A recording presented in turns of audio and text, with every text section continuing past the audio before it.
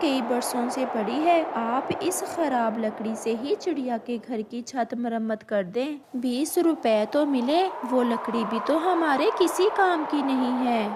Lucy, बात तो तुम्हारी ठीक है, मैं ऐसा ही करता हूँ।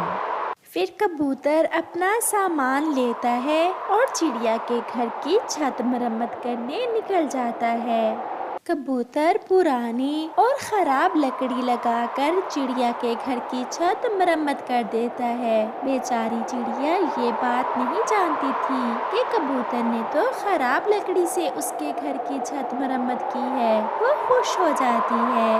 कबूतर भैया, आप बहुत अच्छे हो जो कम पैसों में ही मेरे घर को ठीक कर दिया। तुम्हारी भाभी लूसी के कहने पर मैंने ये काम किया है, वरना मैं तो 100 से कम में ये काम नहीं करता। फिर चिड़िया के पास घर में थोड़ा सा लाल रंग पड़ा था। चिड़िया अपने पूरे घर को रंग कर लेती है, जिससे दिखने में घर बहुत सुंदर दिखता है। कालू जी, वो सामने तो देखो, छोटी चिड़िया ने तो अपना घर नया कर लिया है और एक तुम हो के सोए ही रहते हो। बरसात शुरू होने वाली है, उठो और तुम भी अपने घर का कोई काम करवा लो। क्या तुम्हें वो घर बहुत सुंदर लगता है? हाँ, बहुत सुंदर है वो घर। तो फिर आज ही मैं चिड़िया से वो घर छीन लेता हूँ। अब देखना तुम्हारा कालू कितना तेज है। ऐसा कहते हुए कालू कौवा चिड़िया के पास जाता है। चिड़िया, जल्दी जाओ, जल्दी, तुम्हारी माँ तो बहुत बीमार है। मैं आज ही तुम्हारी माँ वाले जंगल से आया हूँ। उसे तेज बुखार के साथ साथ खांसी भी है।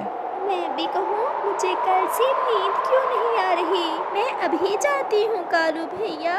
मम्मा, मम्मा, मैं भी साथ जाऊँगा।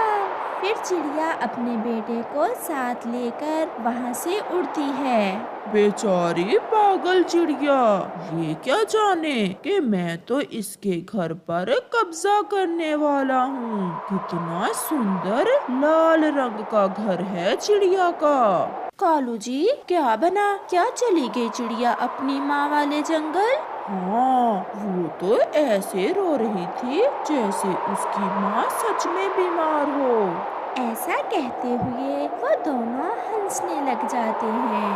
अब जल्दी से अपना भोजन उठाओ और चिड़िया के घर चलें। जब चिड़िया आएगी तो हम दरवाजा ही नहीं खोलेंगे। रानो, इतने खराब मौसम में आप यहाँ कैसे आई हो? माँ, मुझे कालू कौवे ने बताया है कि आपको तेज बुखार है और आप मुझे बुला रही हैं। नहीं मेरी बेटी, मैं तो अच्छी भली हूँ। मैं तो अभी अभी अपना भोजन भी खुद लेकर आई हूँ। तो मम्मा, कौवे अंकल ने हमसे झूठ क्यों बोला? वो दुष्ट कौवा बहुत शैतान है, वो हमें उल्लू बना रहा होगा। बेटी, अब तो रात होने वाली है। आप आज की रात हमारे घर में ही रहें और फिर सुबह होते ही वापस चली जाना। नानो, नानो, मैं आज रात आपके साथ ही सोऊंगा। हाँ हाँ मेरा बेटा, मेरे साथ ही तो सोएगा। जंगल में रात भी हो जाती है, बादल भी गरजता है और तेज बारिश शुरू हो जाती है। कालू जी, कितना मजा है ऐसी बारिश में सुरक्षित घर में बैठकर बारिश देखने का। तो मजा ही कुछ और है। नानो, नानो, मुझे कोई कहानी सुनाए ना। मैं सुनाती हूँ। एक बार की बात है, किसी जंगल में एक तोता राजा रहता था, जो बहुत ईमानदार था। वो अपने राजे के साथ हमेशा न्याय करता। फिर एक बार तोता राजा बहुत बीमार हो गया। जंगल के सभी वैद्य और डॉक्टर की समझ में तोते राजा की बीमारी नहीं आ रही थी। नानो फिर क्या हुआ? फिर ये हुआ कि एक पक्षी को तोते राजा की बीमारी की समझ आ गई। वो जान गया, तोते राजा के दिल में ये वहम बैठ गया है कि वो मर जाएगा। इस बात को लेकर वो दिन ब दिन कमजोर होता जा रहा है। माँ देखो तो कुकू तो सो गया है। आप कहानी किसे सुना रही हैं? कुकू जब भी आता है मैं इसे यही कहानी सुनाती हूँ और हर बार ये ऐसे ही कहानी सुने बिना ही सो जाता है। फिर वो सब सो जाते हैं। बारिश तो पहले से भी तेज थी और साथ में तेज हवा का शोर भी। सुबह हो जाती है। माँ मुझे अपने घर जाना होगा। वो कौवे मेरे पड़ोस में ही रहते हैं, कहीं मेरे घर पर कब्जा ही ना कर लें। बेटी अभी रुक जाओ, बारिश रुक जाए फिर चली जाना। माँ अभी बारिश थोड़ी कम है, मैं चली जाऊंगी। मम्मा मुझसे तो ऐसी बारिश में उड़ा नहीं जाएगा, मैं नानू के पास ही रह लेता हूँ। अच्छा ठीक है, मैं आपको कल ले जाऊंगी। फिर चिड़िया अकेले ही अपने घर को वापस उड़ती है। सारे जंगल में पानी ही पानी था। रात से बारिश हो रही थी। बहुत मुश्किल से चिड़िया अपने घर पहुंचती है। उसके घर का दरवाजा तो अंदर से बंद था। चिड़िया दरवाजे पर दस्तक देती है। कालू जी लो आ गई चिड़िया, अब दरवाजा ना खोल देना। कौन कौन है मेरे घर में? कालू खिड़की से आवाज देता है। चिड़िया बहन आपका पड़ोसी मैं हूँ कालू और साथ है तुम्हारी भाभी। तो ऐसा है ना, तुम्हारी भाभी को तुम्हारा घर बहुत पसंद आया था, इसलिए मैंने सोचा कि हम तुम्हारा घर ले लेते हैं। तो मुझे अब पता चला दुष्ट कौवे, तुमने मुझसे मेरी माँ के बीमार होने का झूठ क्यों बोला था? जाओ जाओ चिड़िया, तुम हमारे घर में चली जाओ, हमारा घर भी अच्छा है। बस तुम्हारे घर का रंग मुझे पसंद आ गया है। तुमने हर बार बरसात में मुझे तंग ही किया और हर बार तुम्हें इस बात पर सजा भी मिलती है। फिर चिड़िया कौवों के घर में चली जाती है। थोड़ी ही देर बाद तेज हवा से चिड़िया के घर की छत टूट जाती है और वो कौवों के ऊपर गिर जाती है। हाय हाय मेरी पूंछ, कालू मैं मर गई। ये चिड़िया का घर तो बहुत कमजोर लकड़ी से बना हुआ था। इससे ज्यादा सुरक्षित तो हमारा ही घर था, जहाँ चिड़िया मजे कर रही होगी। कालू जी मैं तो चिड़िया के घर का रंग देखकर लालच में आ गई थी। मुझे क्या पता था कि ये घर इतना कमजोर है। फिर बहुत मुश्किल से कौवा और कौवी छत के नीचे से निकलते हैं और चिड़िया की विनती करके वापस अपने घर का दरवाजा खुलवाते हैं। अब पता चला कौवो, टूट गई ना पूंछ। अच्छा ही हुआ जो तुमने मुझे मेरे घर से निकाल दिया था। कौवे बहुत शर्मिंदा हो रहे थे। देखा प्यारे दोस्तों, जो किसी के साथ बुरा करता है उसके साथ भी हमेशा बुरा ही होता है। हम पक्षियों की भी क्या जिंदगी है, कदम कदम पर मुसीबतें ही मुसीबतें। अगर बरसात ना हो फिर भी समस्या, और अगर ज्यादा हो जाए तो फिर भी समस्या। तोते भैया, ये मुश्किल कुछ समय के लिए होती है। अगर हम वो समय हिम्मत और हौसले से गुजार लें तो खुशियाँ भी आती हैं। 2 दाने भोजन के, इससे बढ़कर हमारी क्या इच्छा होती है, और हमें वो 2 दाने लेने के लिए कैसे कैसे खतरों से गुजरना होता है। वो सब दोस्त बैठे ऐसे एक दूसरे से भोजन न मिलने के गिले कर रहे थे। अब ऐसे बातें करने से सबका पेट थोड़ी भर जाएगा। चलो हमें फिर से भोजन की खोज को निकलना होगा। ऐसा भी तो हो सकता है कि हमें आज भोजन मिल जाए। वो सब उड़ते हैं और एक आशा लेकर फिर से भोजन की खोज करते हैं।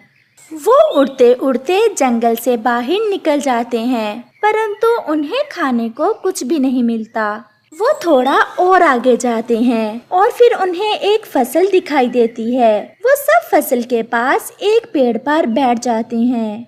ये फसल जरूर किसी किसान की होगी और वो किसान इतनी आसानी से हमें यहाँ से दाना नहीं लेने देगा। ऐसा भी तो हो सकता है कि किसान ने यहाँ जाल बिछा रखा हो, या फिर बंदूक लेकर कहीं छुपा बैठा हो। पेट भरने के लिए कुछ ना कुछ खतरा तो लेना ही होगा। आप यहाँ बैठे, मैं पहले जाता हूँ और देखता हूँ। नहीं तोते, मैं बड़ा हूँ, मैं जाता हूँ। और वैसे भी मुझे इंसानों की अच्छी तरह जानकारी है, मैं जाता हूँ। ऐसे बाकी सब दोस्त उसी पेड़ पर बैठ जाते हैं और कौवा फसल में चला जाता है। कौवे ने अभी एक दाना ही खाया था कि उसे दूर से इंसान दिखाई देता है जो उसकी तरफ दौड़ा चला आ रहा था। लो, वो आ गया कंजूस इंसान। चलो मैं इसकी मिन्नती करता हूँ, शायद ये हमें कुछ दाने देने पर मान जाए। छी छी छी छी, चल भाग भाग काले कौवे, मेरी फसल को खराब कर रहे हो। हम सब पक्षी कई दिनों से भूखे हैं, भोजन की खोज में उड़ते उड़ते हम यहाँ तक आ गए। आपके पास इतनी ज्यादा फसल है, अगर इस फसल में से 2-4 दाने हम ले जाएंगे तो क्या नुकसान होगा आपका? तुम्हें देख और भी पक्षी इस दिशा में आ जाएंगे, और तुम पक्षी तो खेत के खेत खाली कर देते हो। मैं तुम्हें यहाँ बैठने की अनुमति नहीं दूंगा, भागो नहीं तो मैं पत्थर उठाकर मार दूंगा, और मेरे पास बंदूक भी है। बंदूक का नाम सुनकर कालू तो डर जाता है। न न न किसान जी, बंदूक ना निकालना, हम यहाँ से चले जाते हैं, हम कहीं और चले जाते हैं। ऐसे कौवा निराश होकर वहाँ से उड़ जाता है। कालू भैया, क्या नहीं माना किसान कुछ दाने देने को? नहीं, वो तो बंदूक चलाने वाला था कि मैं भाग आया। अब यहाँ से चलो, वो हमारी तरफ ही घूर रहा है। वो सब वहाँ से उड़ जाते हैं। शाम भी होने वाली थी, इसलिए वो आज फिर से खाली पंखों के साथ ही वापस होते हैं। रास्ते में चिड़िया की नजर जमीन पर जाती है। पहाड़ों के पास गुफा के साथ उसे कोई चमकती हुई चीज नजर आती है। आप चाहें मैं अभी आती हूँ।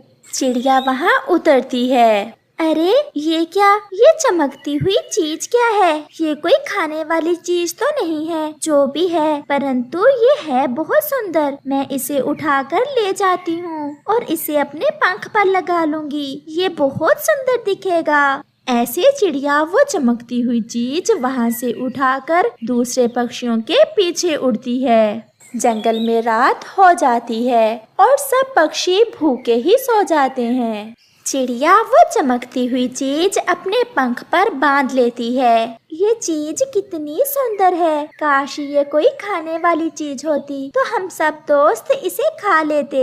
दूसरे रोज सब पक्षी फिर से इकट्ठे होते हैं। आज हम पश्चिम वाली दिशा में जाएंगे, मुझे पूरा विश्वास है आज हमें पश्चिम वाली दिशा से दाना जरूर मिल जाएगा। मैं आज उड़ नहीं सकता, मेरा विश्वास करें, मेरे पंखों में इतनी जान नहीं कि मैं उड़ सकूं। मैं बहुत कमजोरी महसूस कर रहा हूँ। कोई बात नहीं तोते भैया, हम सब जाते हैं। अगर कुछ मिला तो आपके लिए भी ले आएंगे। चिड़िया बहन, ये आपने पंख पर क्या बांध रखा है? कबूतर भैया, ये चीज मुझे कल रास्ते में मिली थी, मुझे अच्छी लगी और मैंने इसे अपने पंख पर बांध लिया। चलो चलो, अब बातें छोड़ो। ऐसे वो सब वहाँ से पश्चिम वाली दिशा में उड़ते हैं। जंगल के बाहरी हिस्से में उन्हें एक खेत नजर आता है, परंतु उस खेत में केवल थोड़ी सी ही फसल थी। दोस्तों, यहाँ दाना तो है, चलो हम ये दाना अपने घर ले जाते हैं। ठहरो ठहरो, वो सामने उस तख्ते पर कुछ लिखा हुआ है, देखो तो उस पर क्या लिखा हुआ है। कहीं ये दाना जहरीला ही ना हो। परंतु हम में से तो कोई भी पढ़ना नहीं जानता, तो फिर कैसे पता चलेगा कि इस पर क्या लिखा हुआ है? तुम यहीं बैठो, मैं अभी बुलबुल को लेकर आता हूँ, वो पढ़कर हमें बताएगी कि इस पर क्या लिखा है। कौवा बुलबुल को लेने जाता है। बुलबुल दी, मेरे साथ जल्दी चलो। कहाँ कौवे, कहाँ जाना होगा?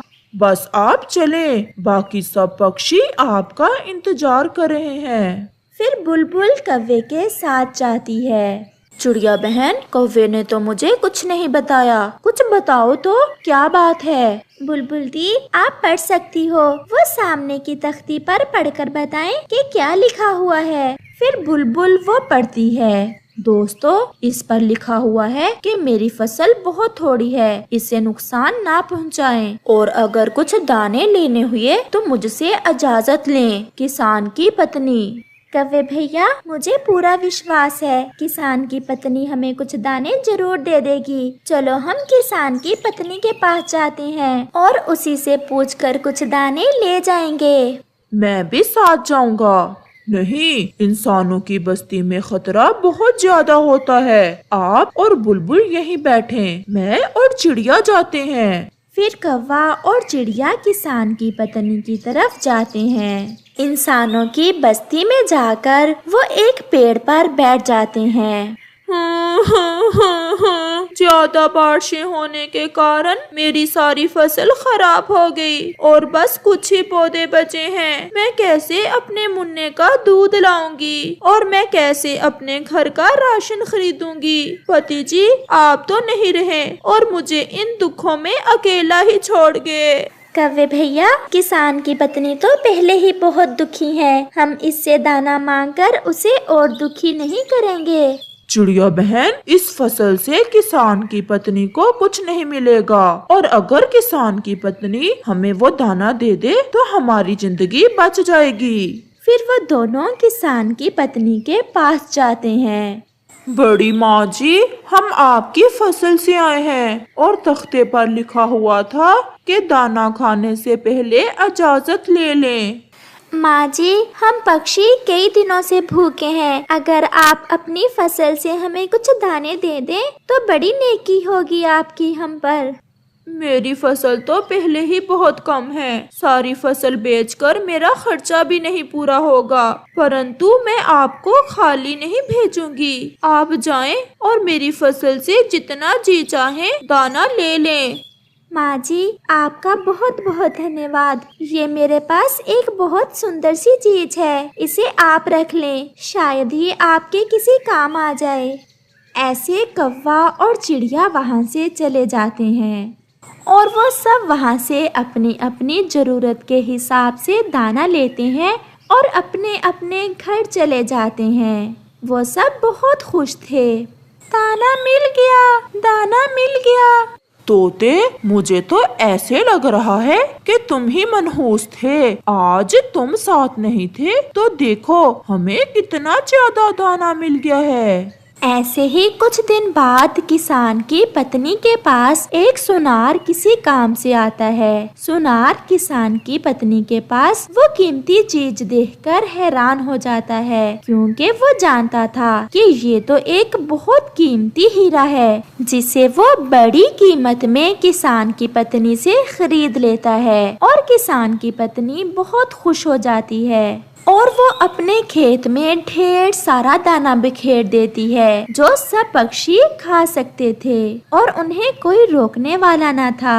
आपका बहुत बहुत धन्यवाद चिड़िया बेटी, वो कीमती हीरे की मुझे ढेर सारी कीमत मिली है और मेरे दिन बदल गए। माँ जी, आप बहुत अच्छी हैं, हमारे तो किसी काम की ना थी वो चीज, हमें तो बस 2 दानों की जरूरत होती है जो आपने हमें दिए। हम बहुत खुश हैं और हमेशा आपको याद रखेंगे।